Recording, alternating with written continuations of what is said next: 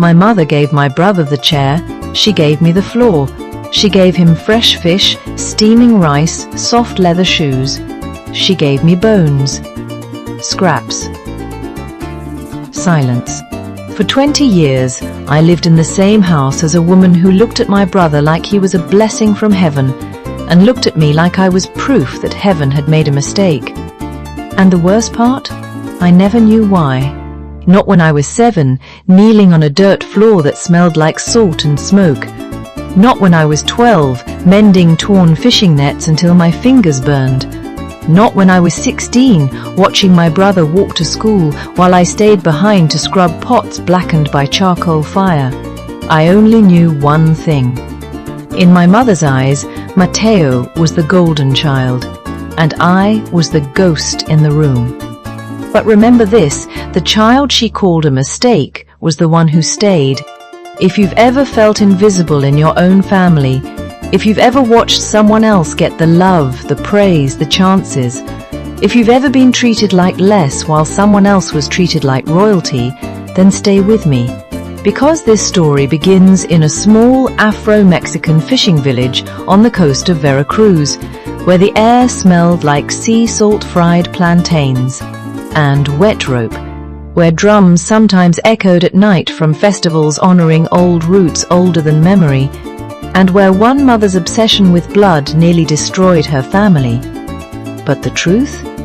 The truth was buried in a secret romance from the 1990s. A rich fisherman, a broken promise, a daughter she never wanted to understand, and a son she loved for all the wrong reasons. By the end of this story, the child she rejected will become the one holding everything together. And the son she crowned like a prince? He'll learn what happens when love makes a person weak instead of strong. My name is Ximena. And this is how my mother's favorite almost ruined us all. In our village, mornings began before the sun. Roosters cried into the dark. Boats knocked softly against old wood docks. The ocean air came in cold first, then warm, carrying the smell of brine, diesel, and fish scales. My mother, Eleanor, was already awake when I opened my eyes. "Up," she would say. Never good morning. Never, mija. Just up. Mateo would still be asleep under the thin mosquito net, one arm over his face, breathing easy. My mother would step around him carefully like he was precious glass. Around me she moved like I was furniture. Mateo got the only polished chair at breakfast. I sat on an overturned bucket.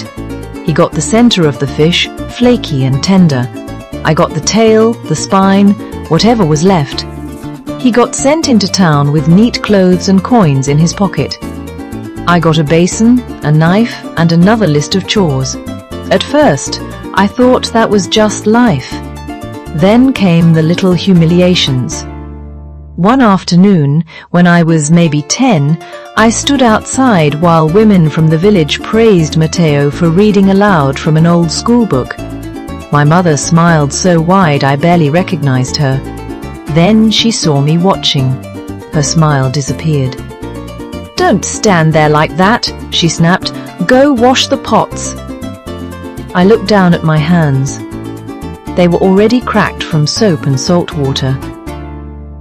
That night, while I scrubbed pans under dim yellow light, I heard music drifting from the plaza.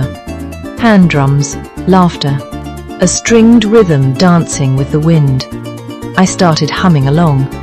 My mother turned from the stove so fast the spoon clanged against the pot. "Quiet, Ximena." I froze. "Your voice is too loud," she said without looking at me again. Some things are better left in the dark. I didn't understand then, but I felt it. Every time I smiled, something in her hardened, and I was about to learn that this was only the beginning. By the time I turned 14, the pattern was impossible to miss. Mateo wasn't just loved more, he was protected from life itself.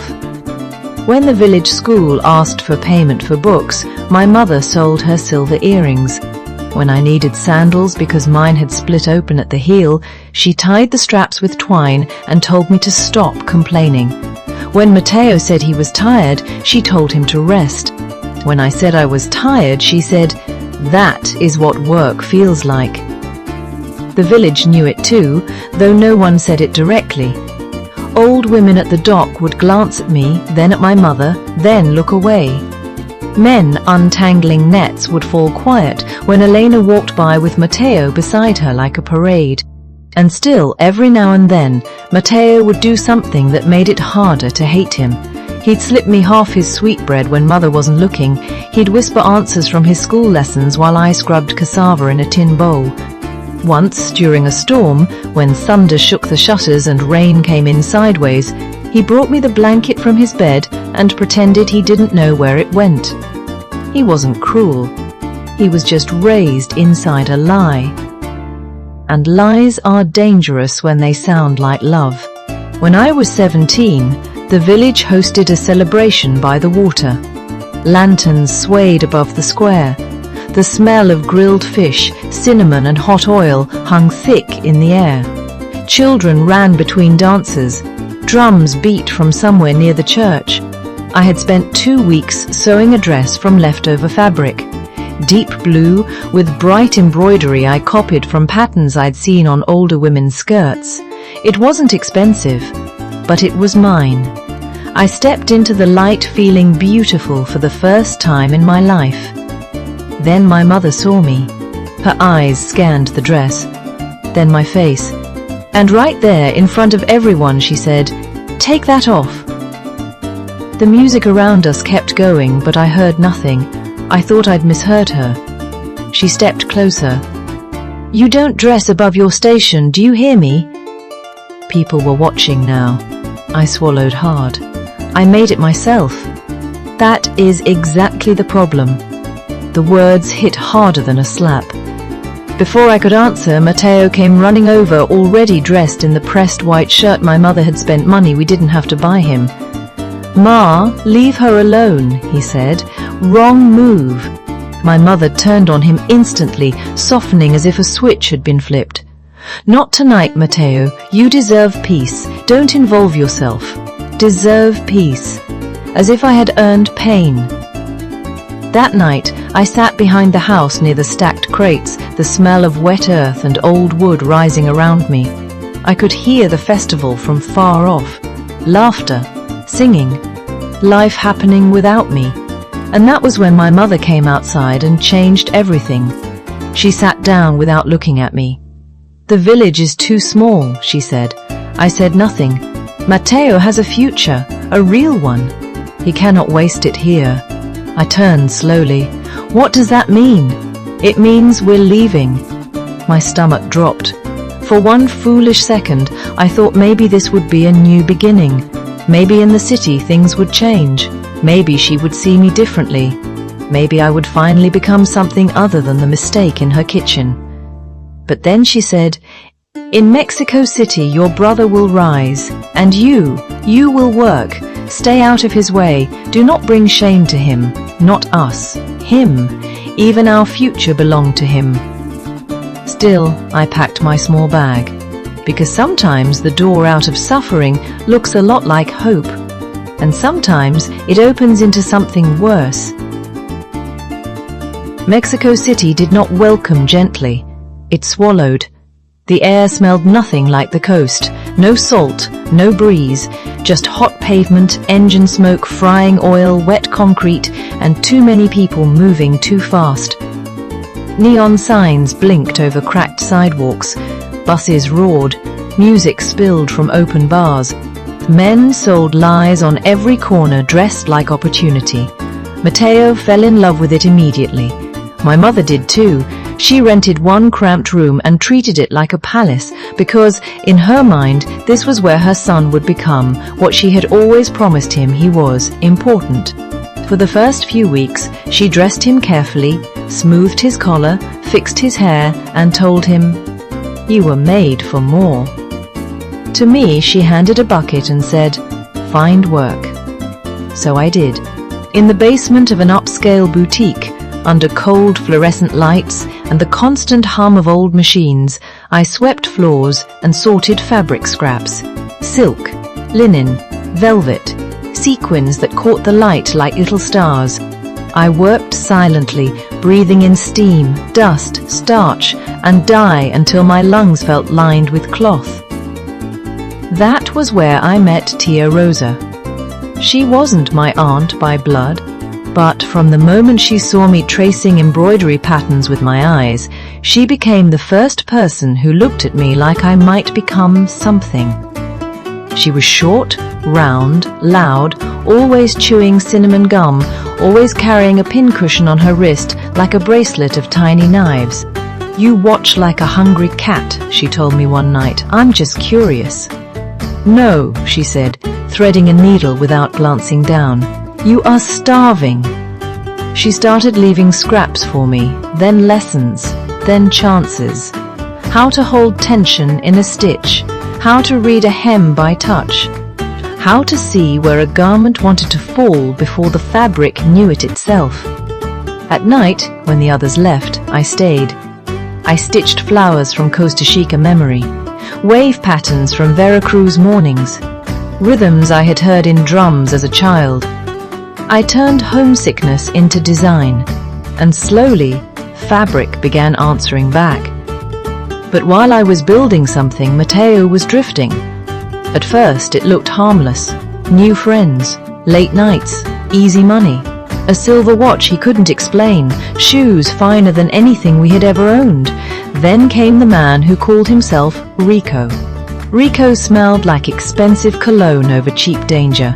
He laughed too loudly, tipped too much, talked like the world owed him interest. He loved young men with empty pockets and inflated dreams. He told Mateo he had style, that he had face, that he had natural class.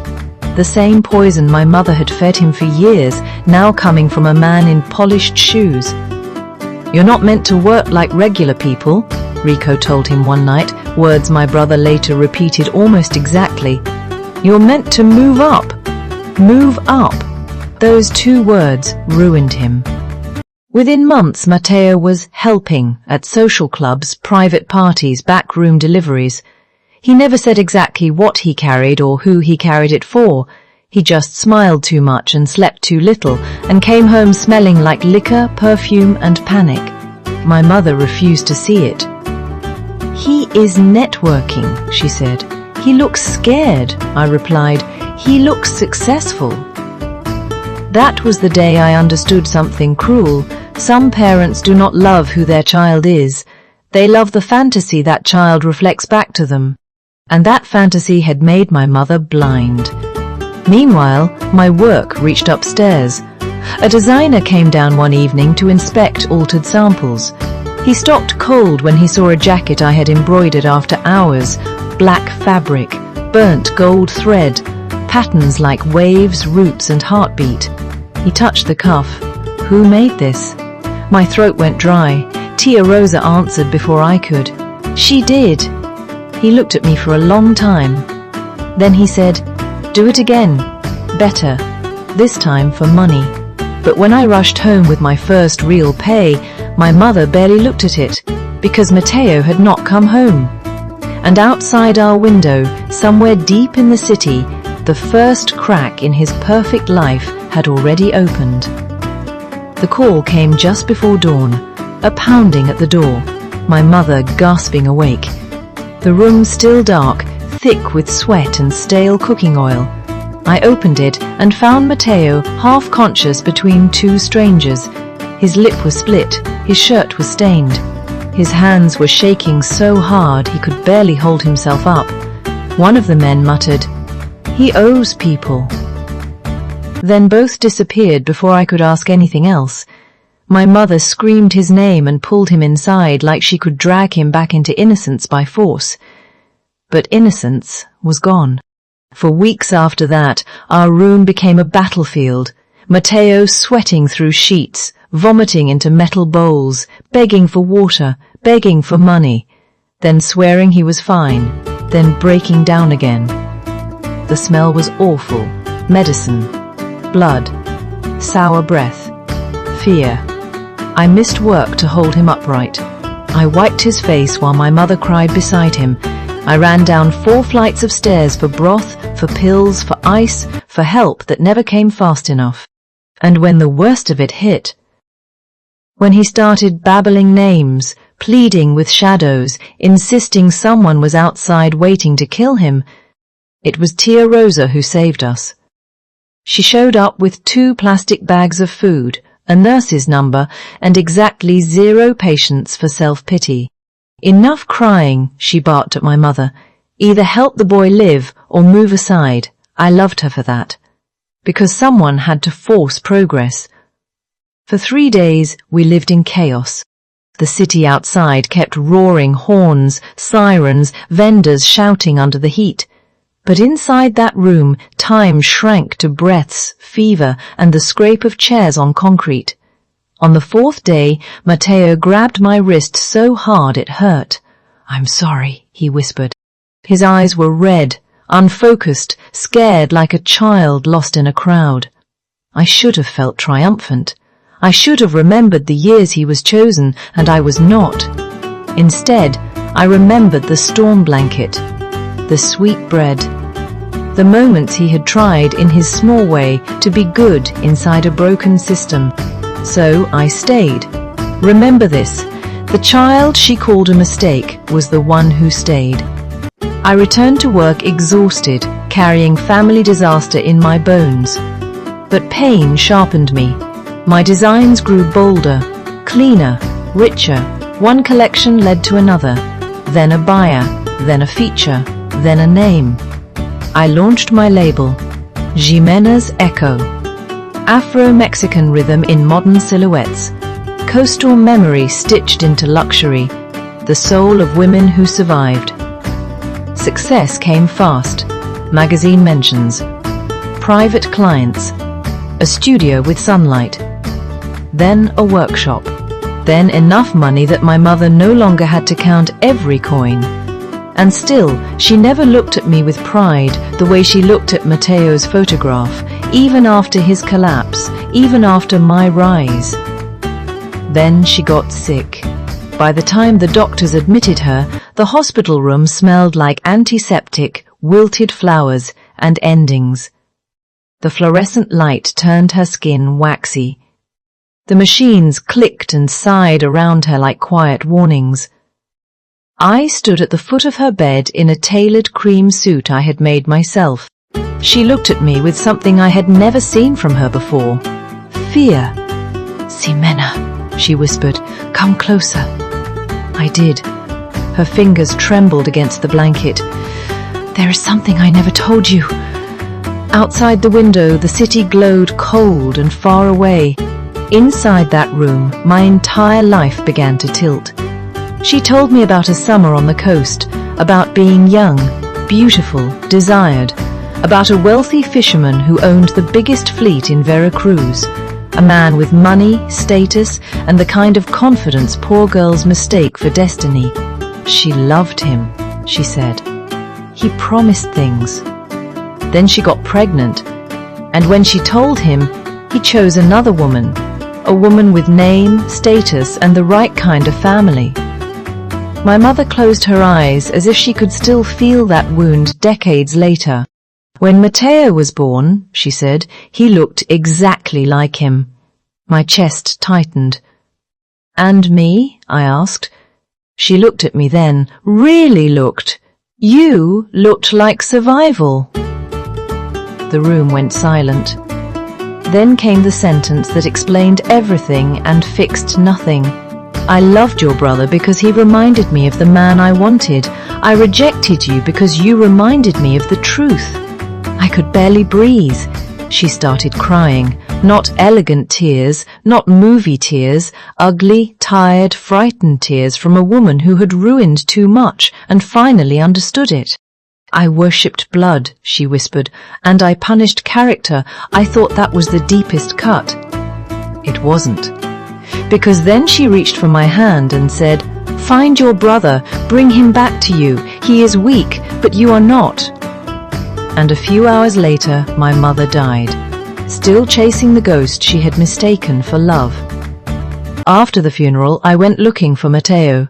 Not because he deserved it, not because our mother asked, because some endings do not happen by accident. Someone has to choose them. It took 2 days to find him. He was living in a collapsing apartment building that smelled like mildew, old cigarettes, and abandonment. The hallway light flickered. Somewhere, a television blared behind a closed door. "Somewhere else," a baby cried. When he opened the door, I almost didn't recognize him. The golden child was gone. His cheeks were hollow, his hands unsteady, his voice thin.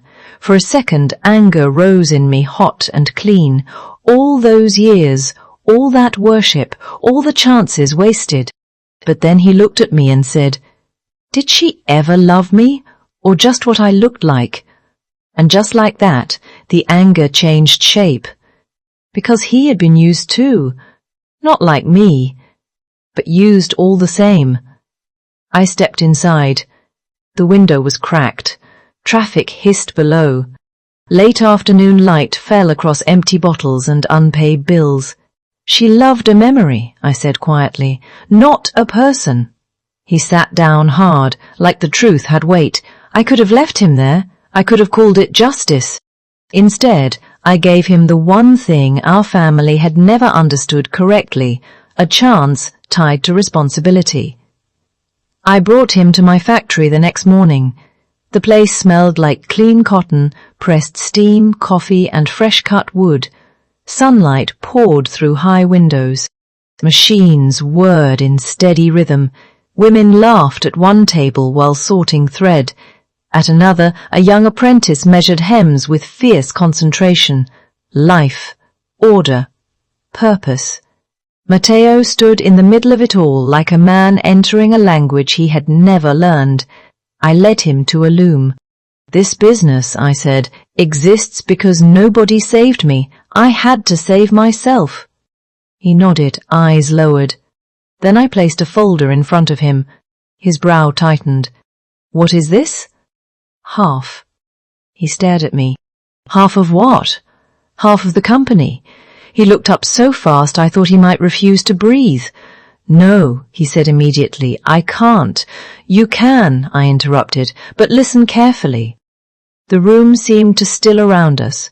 "Mother made you a prince because of who she thought your father was. I will make you a partner only if you become a worker. You will earn this. You will learn the sweat she protected you from. You will never be carried here." His eyes filled. Mine did too, though I fought it. "Why would you do this?" he asked. And there it was. The question at the center of everything. Why answer cruelty with structure? Why answer abandonment with boundaries instead of revenge? Why answer family damage with rebuilding? Because legacy is not what was done to you, it is what you do next. So I told him the truth. Because someone has to end this story differently. That was 3 years ago. Today, Ximena's Echo is no longer just a brand. It is a house, a workshop, a future. Young women from forgotten places train there now. Their hands learn skill, their backs straighten, their names matter. And Mateo, he stayed.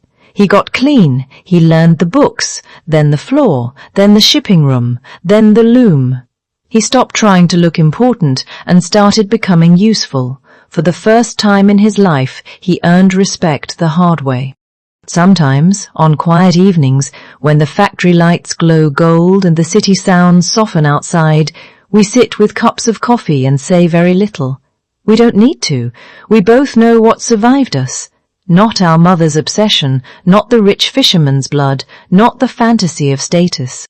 What survived was work, mercy, truth, and the person she called a mistake. So if you are the one who was overlooked, if you were fed less, loved less, chosen last, if someone made you feel like your worth depended on blood, beauty, money, or approval, hear me carefully. They do not decide your ending. Character does. And remember this, the child she called a mistake was the one who stayed. If this story moved you, share your feelings. Because sometimes the child nobody believed in becomes the one who carries everyone home. And bye-bye for the time.